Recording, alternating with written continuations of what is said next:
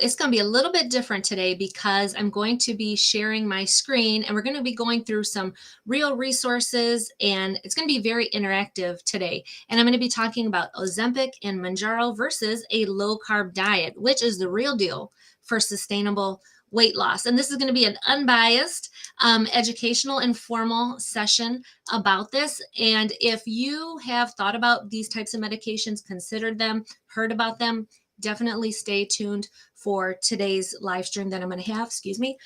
My throat's been bothering me a little bit.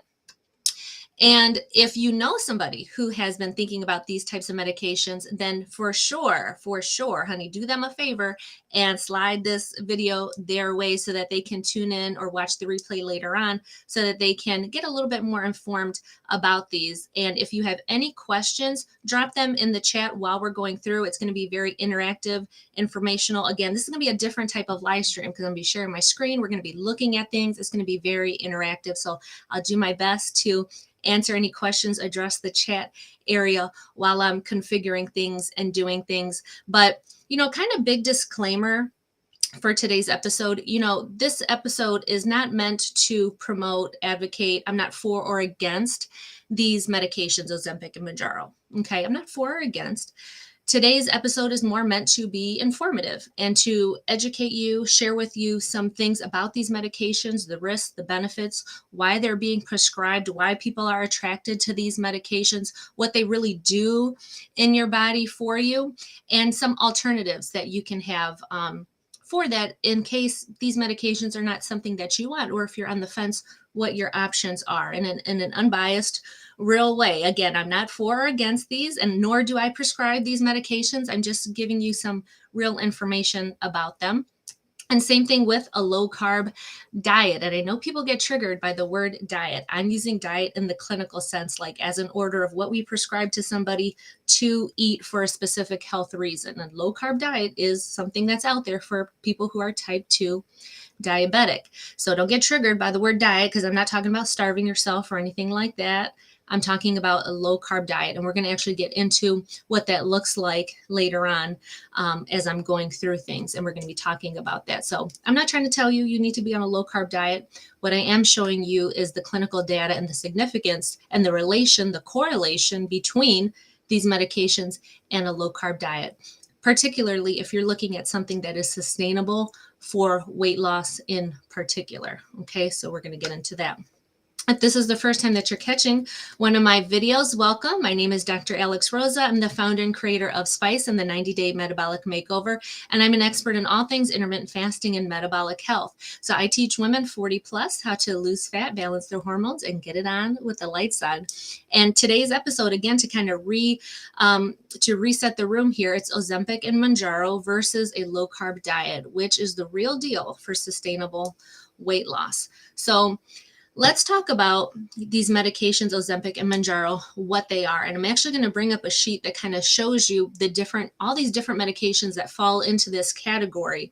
And they're called GLP-1 agonists, okay?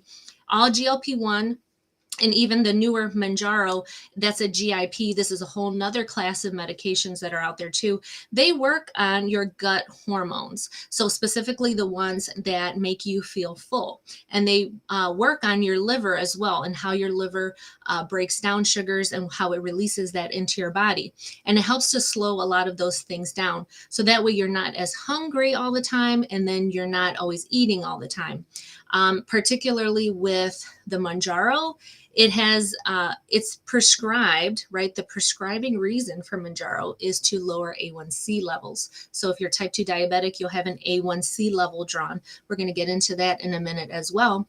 But it's been shown to clinically lower, in all the research that's out there, your A1C level, which is how you're diagnosed with type 2 diabetes. And we're going to get into that here.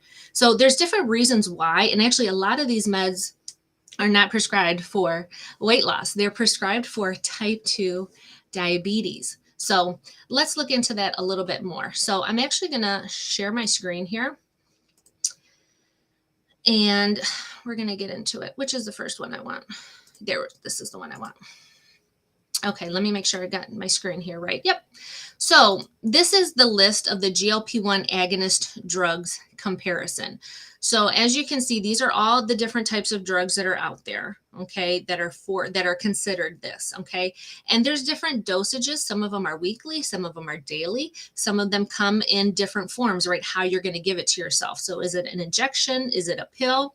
What it was technically approved for, which is diabetes, except for Wegovy, which is prescribed for weight loss in particular.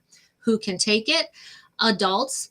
And I was just watching a couple of videos with some different physicians, and they were talking about how they're now doing studies on, there's not enough studies, but they're starting to do studies now on children receiving these medications for weight loss and for all of this. And that's a whole nother video, whole nother show I could get into, but they're looking at approving these more and more for children now, which is just incredibly sad, in my opinion, incredibly sad. And then some benefits of these medications, we've got heart, kidneys, weight loss, heart, kidneys, weight loss, weight loss, weight loss, weight loss. So it seems as if these are, for type 2 diabetes and for weight loss, we see that connection already. Okay. So now let's go over to type 2 diabetes and Mounjaro. So this is a Mounjaro website, and this is where they're talking about A1C. So this is really why Mounjaro is lower A1C.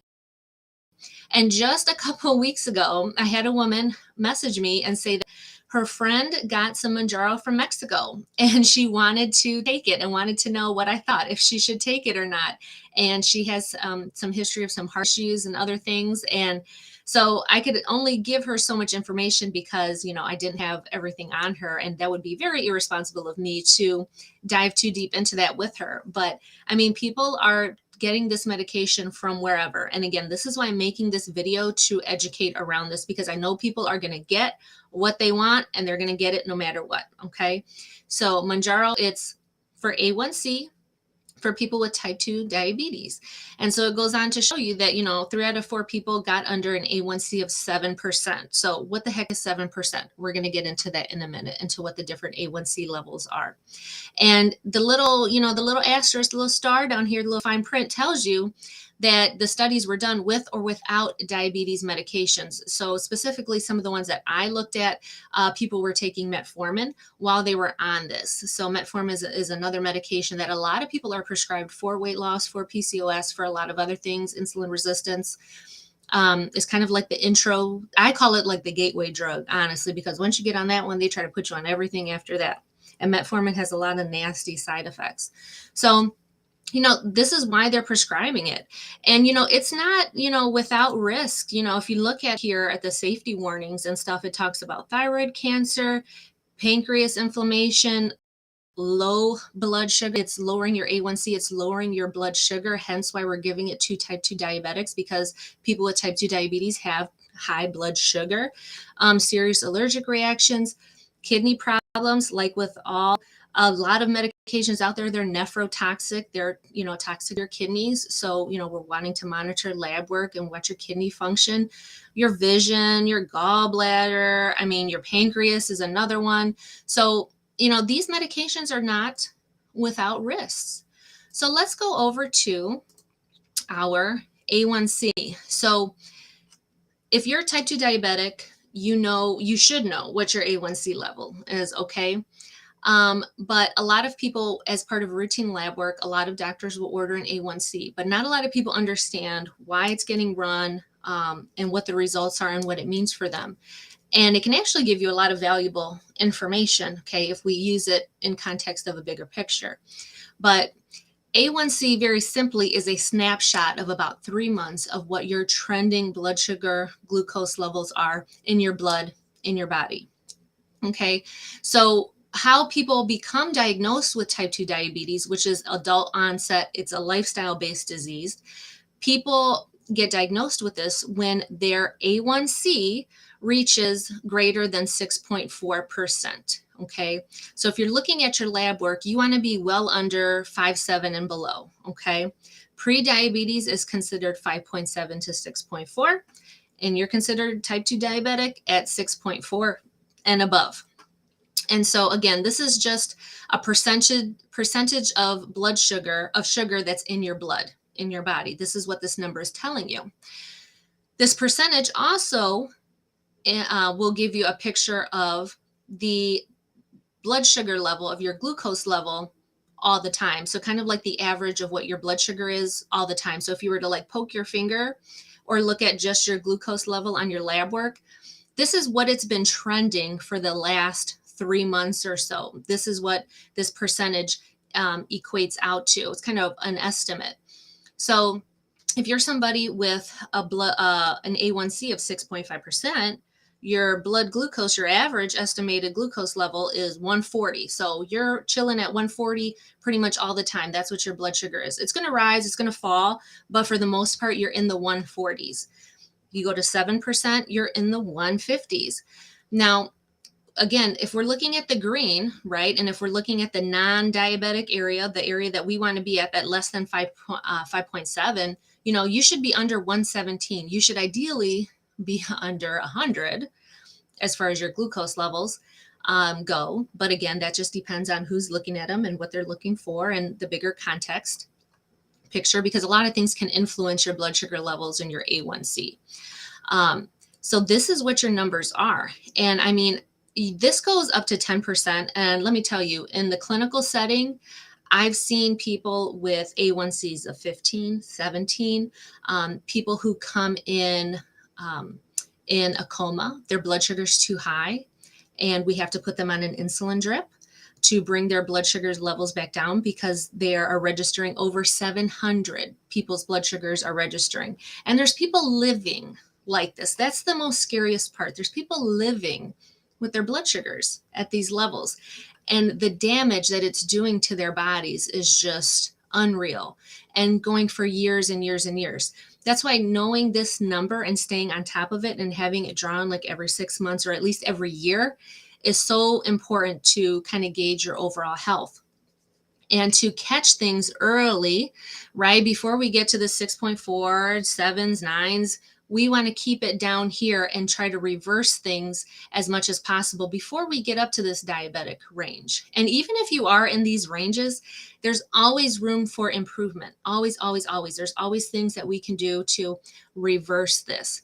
So that's a little bit about the A1C and the glucose levels. So what impacts the glucose levels in your body, and what can you do about it to bring those levels down? Well, we're going to look at a low glycemic index, a low glycemic diet. This is typically what nutritionists, dietitians will go over with people who are diagnosed with type 2 diabetes or newly diagnosed, and doing education around. And a low glycemic diet, though, is something that anybody can be on. I mean, the benefits are really great. So glycemic index is a ranking of carbs on a scale from 0 to 100. And this, they gauge it based on how much your blood sugar raises after eating a certain type of food.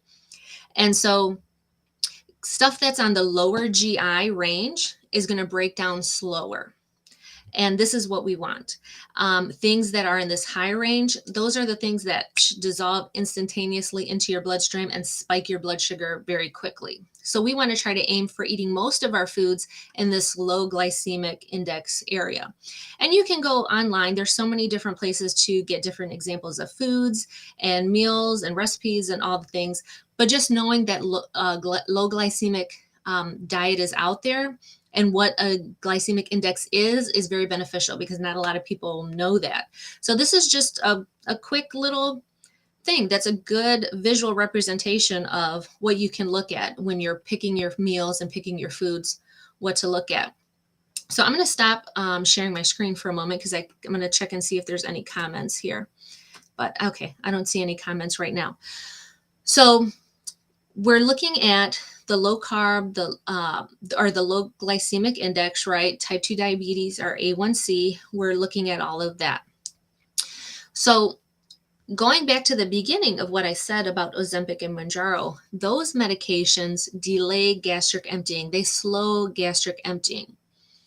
So we just looked at the glycemic index, right? And we saw things that dissolve, right, instantaneously into your body and raise your blood sugar, spike your insulin very quickly. So there are foods, there are things that can mimic the delayed gastric emptying that these medications will give you. And that is what a low carb diet can do for you. A low glycemic index diet can do for you. These types of foods can mimic that. And I think that's the biggest thing to understand, is that it's very easy to take a pill, to take a shot, to achieve the same result that eating a different way, a different habit, a different lifestyle, right? It's different. And again, it just depends on what goals that you have and what you feel comfortable doing and what you feel comfortable putting into your body, and if you're okay with these medications. So if you want the delayed gastric emptying and you want to be consuming less calories and feeling full, then Ozempic and Mounjaro are a way to do it with medications. If you don't want to use medications, you can absolutely do it through a low carb diet, a low glycemic diet. You can do it through intermittent fasting, right? Things that are going to lower your insulin levels, delay gastric emptying, because with the low glycemic, low carb, you're eating the carbs that you do eat, they are very high quality. And when I teach about intermittent fasting, I always teach about eating nutrient dense foods, high volume foods. Those are foods that are full of fiber. Those take a long time to digest. Protein takes a long time to digest. Fats, good quality fats, take a long time to digest. Those are all the types of foods that you would eat if you're doing low carb, if you're doing low glycemic, if you're intermittent fasting. Those are the types of food that you would want to eat and have in your diet on the daily. And this translates over into a sustainable weight loss, a lifestyle for yourself. You know, you can't be on these medications forever. You absolutely can't. Okay. You can take them to achieve your goal, no doubt. You can take them to achieve your goal. But once you get to your goal, have you internalized those habits? Have you internalized the mindset? Have you internalized the discipline to continue that type of eating pattern and style? Because hopefully, even though you've been taking the Ozempic and the Mounjaro, somebody's been counseling you on what to eat, how often to eat, activity, all of those things that make a healthy lifestyle, that make things that are sustainable. Because again, you can't continue to take these medications for the rest of your life. Even though the drug company would love for you to take it for the rest of your life, right? They would absolutely love for you to take it for the rest of your life. But it's not, you can't, it's not sustainable. It's not healthy for your body overall to be subjecting it to those drugs. And what's happening is they're just creating more and more medications, newer, better, faster meds. So it's a never ending cycle of how fast, how quick can we get it? What new drugs can we come out with? And for some people, that's not appealing to them. They are not down with that. And so that's why I present this, this verses today in this video to really compare the two.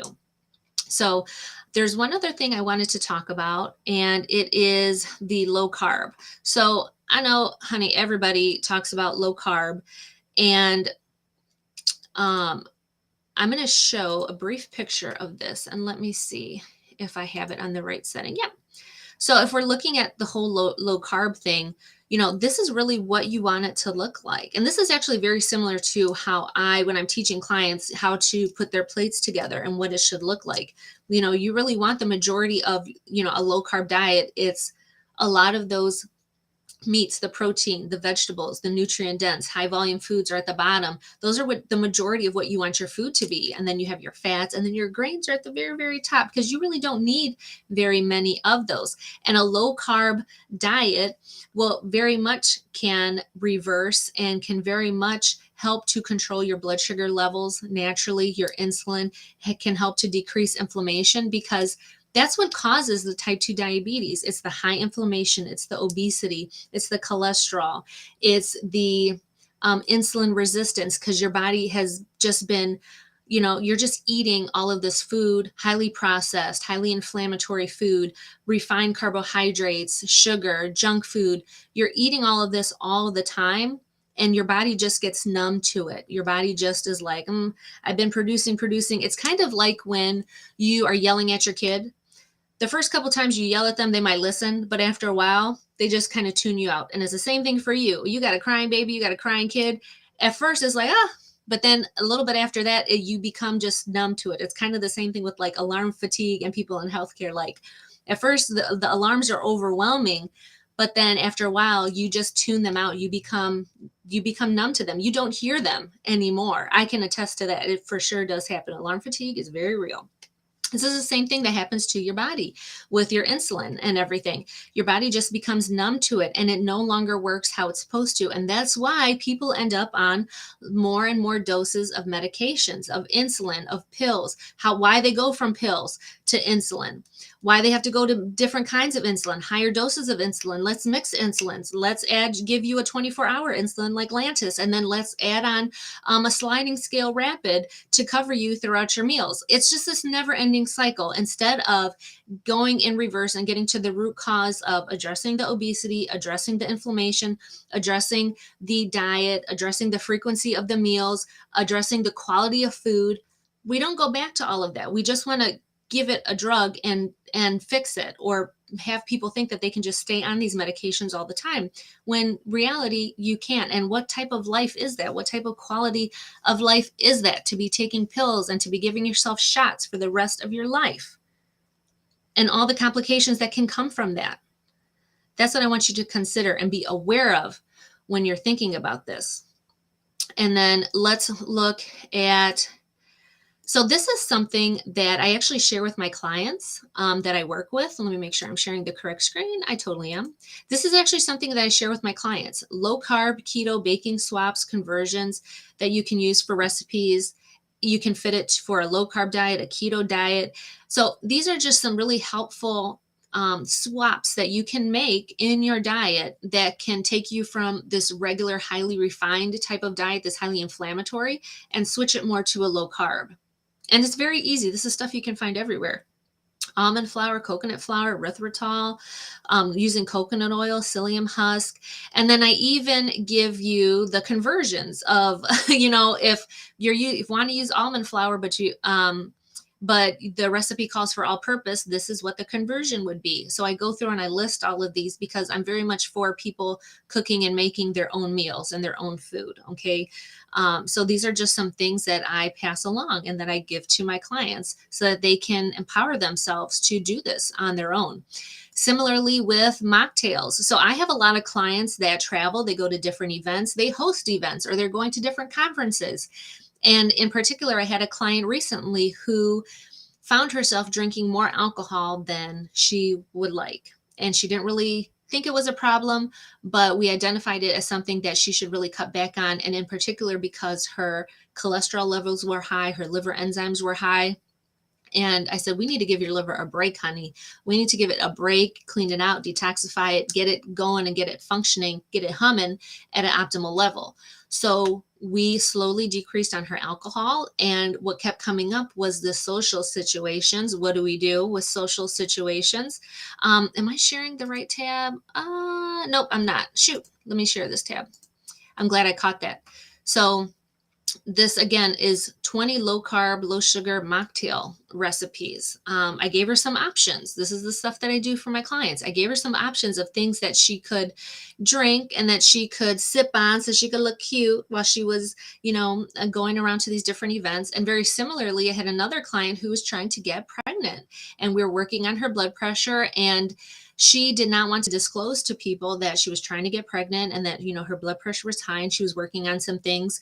And she knew that at all of her family gatherings, alcohol was a big thing. And so she wanted to find a way to kind of curb that. So I implemented this with her as well so that she could still look cute, still go to the dinner, still go to the parties. She goes to different masterminds and retreats and conferences, and there's alcohol there, and she has these options now, and she can let the host know ahead of time, hey, can you make me that cucumber lime spritzer? This is what I would prefer to drink. You can call ahead and get these things, but this is really nice to have with you so that you don't feel all that pressure in the moment to be having to drink.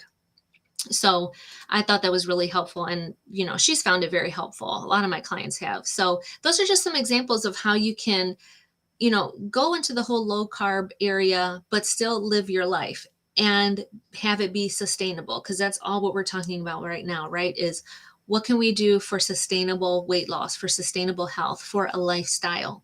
So those are just a few options. So again, let me know if you have any questions around what I shared today. I know I kind of covered a lot, but I did want to touch on this topic of Ozempic and Mounjaro versus a low carb diet. And honestly, the choice is up to you, right? I said I'm not for or against medications. It's what is best for you, what is going to help you get to your goals, and that you're informed and knowledgeable about it. And if you're working with a healthcare provider, questions that you can ask them about these medications. And even while you're on these medications, or if you decide to go the low carb route, things come up. Maybe sometimes things are not going how you think they should be going. And it's always helpful to work with a provider or work with an expert like me in that area so that we can be like, hey, this is what you're doing. This is what I see, how you can improve on that. I know that's one of my superpowers is kind of looking at what you're doing. And we just need to tweak that a little bit and making a little tweak here and there. And it just sets you off in the right direction a lot faster than if you were kind of trying to fool around and figure it out on your own. Okay. So that is my show today. And like I always say, for a balanced life, just add spice. I'll see you in the next episode.